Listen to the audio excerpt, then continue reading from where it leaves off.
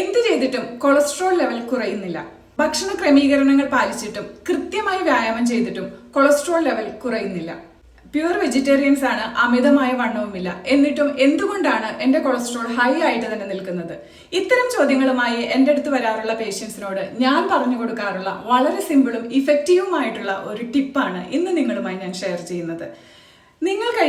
ഒരു ദിവസത്തിൽ നിങ്ങൾ കഴിക്കുന്ന കാർബോഹൈഡ്രേറ്റ് അഥവാ അന്നജത്തിന്റെ അളവ് 1/3 ആക്കി കുറയ്ക്കുക.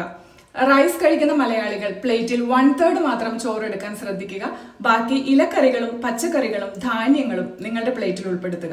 മത്സ്യം കഴിക്കുന്നവരാണെങ്കിൽ കടൽ മത്സ്യങ്ങൾ കറി വെച്ച് കഴിക്കാൻ ശ്രദ്ധിക്കുക. ദിവസത്തിൽ ഒരു നേരം ഭക്ഷണത്തിന് ശേഷം 3 അല്ലി വെളുത്തുള്ളി ചവച്ചരച്ച് കഴിക്കുക. ഇത്തരത്തിൽ ഒരു മാസം ഒന്ന് ട്രൈ ചെയ്ത് നോക്കൂ. എന്നിട്ട് കൊളസ്ട്രോൾ ലെവൽ ചെക്ക് ചെയ്യൂ. തീർച്ചയായും വ്യത്യാസമുണ്ടാവും. മറ്റുള്ളവരുടെ അറിവിലേക്കായി ഇത് ഷെയർ ചെയ്ത് കൊടുക്കുക. എല്ലാവരും ആരോഗ്യത്തോടു കൂടി ഇരിക്കട്ടെ.